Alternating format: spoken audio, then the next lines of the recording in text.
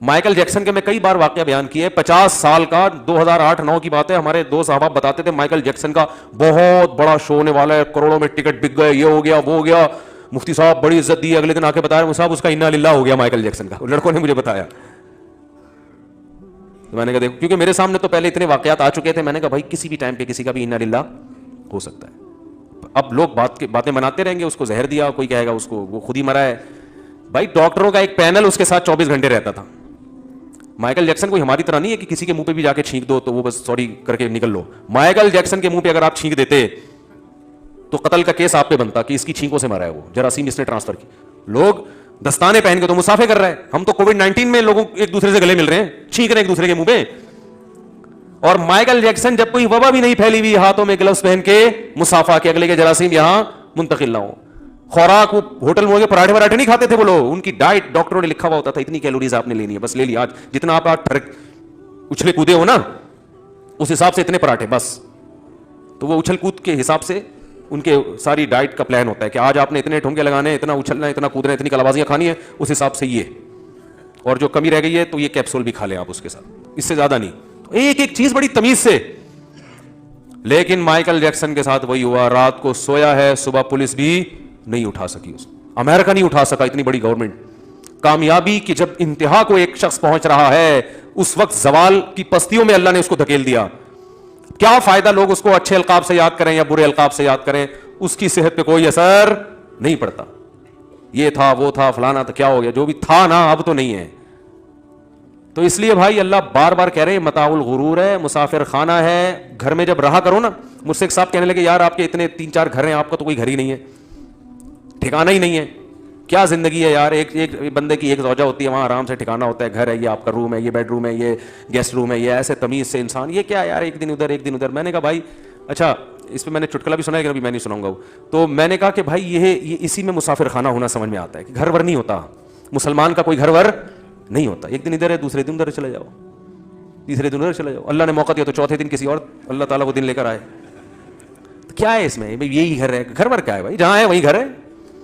کیا خیال ہے, فوجی لوگ ہوتے ہیں نا, جہاں بھی بارڈر پہ ان کی تشکیل ہوتی ہے تو جہاں ہوتے ہیں وہیں 4 بوریاں کھڑی کر کے گھر بنا لیتے ہیں. وہ مورچہ کہتے ہیں اس کو, گھر نہیں کہتے, لیکن وہ بھی گھر ہی ہے بھائی. جہاں جاؤ فوجیوں کو سکھایا جاتا ہے یار, جہاں جاؤ بوری میں ریت ڈالو, ٹھیک ہے نا, اور ایسے بنا دو بس, بہترین. دھوپ سے بھی بچائے گا, گرمی سے بھی بچائے گا, اور دشمن کی فائرنگ سے بھی بچائے گا آپ. تو ایسے ہی میرے بھائی آپ 100% پکے نمازی بن جاؤ, آپ حاجی بن جاؤ, آپ ساری شریعت پر عمل کر لو, لیکن جب تک دل سے دنیا کی محبت نہیں نکالو گے اللہ آپ کو دیندار ماننے کے لیے تیار نہیں ہے. میں نے بڑے بڑے گیٹ اپ دیکھا ہے کہ بڑا اچھا گیٹ اپ, لیکن پیسوں کی محبت, گھر کی محبت, گاڑیوں کی محبت اور عزت کی محبت دلوں میں ایسے گھسائی ہوئی ہے.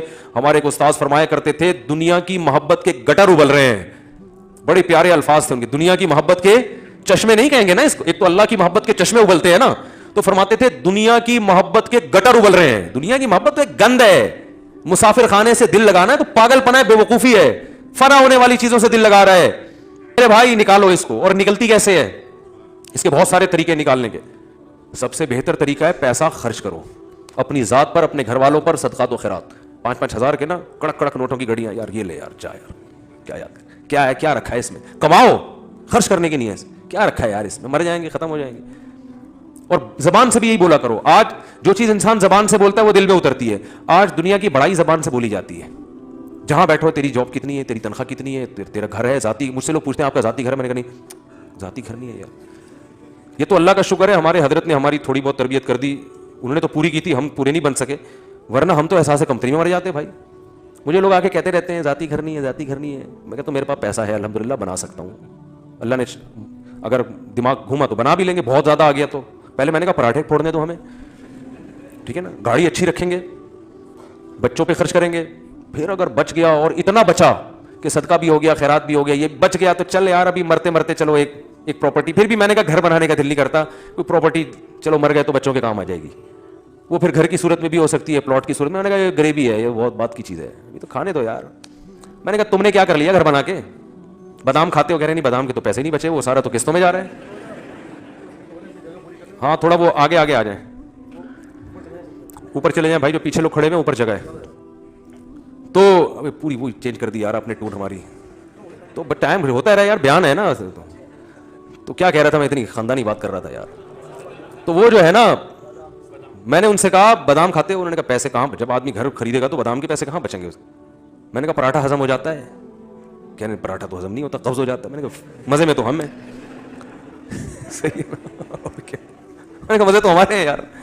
میں نے کہا یہ ہماری چھت بھی ویسے ہی ہے جیسی آپ کی چھت ہے, کرائے کی ہے تو کیا ہوا, آپ نے بھی نکلنا ہے, ہم نے بھی یہاں سے نکلنا ہے. بھلے ہمارے پاس آپشن یہ ہے کہ ہمیں اگر مالک مکان نے نکال دیا تو پڑوس میں چلے جائیں گے, ٹھیک ہے نا, ادھر چلے جائیں گے.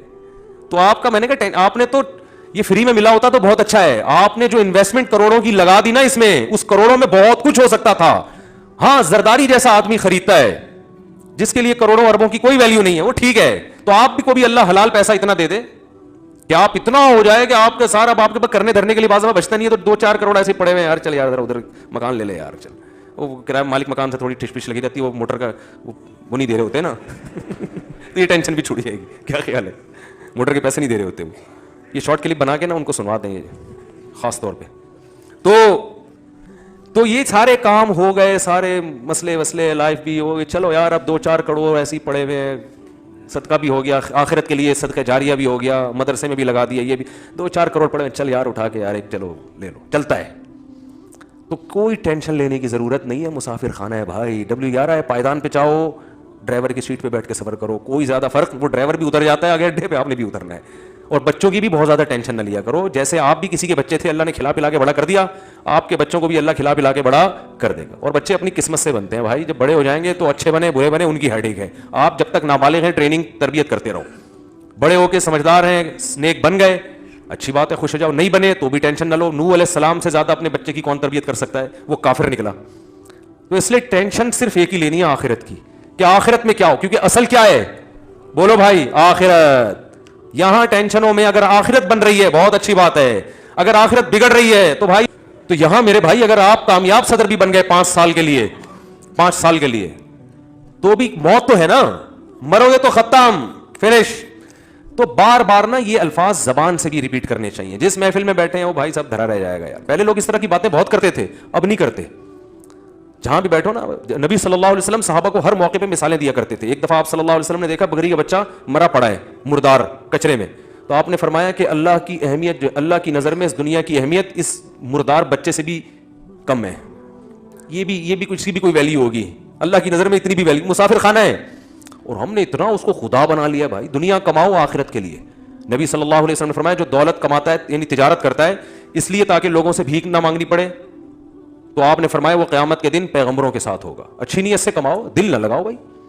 دل لگنے کی علامت کیا ہے, چھنتی ہے تو تکلیف کتنی ہوتی ہے, سمجھ رہے ہو. دیکھو پیسہ رکھنا برا نہیں ہے, حضرت سلیمان علیہ السلام نے تو اللہ سے حکومت مانگی تھی. نہ پیسہ رکھنا برا, نہ پراٹھے کھانا برا, نہ بڑی بڑی گاڑیاں, اور گھر بنانا بھی جائز ہے. دل نہ لگاؤ. دل لگنے کا پتہ ایسے چلے گا جب یہ چیزیں نہیں ہوتی تو ٹینشن کتنی لیتے ہو, یہ چیزیں چھن جاتی ہیں تو ٹینشن کتنی لیتے ہو.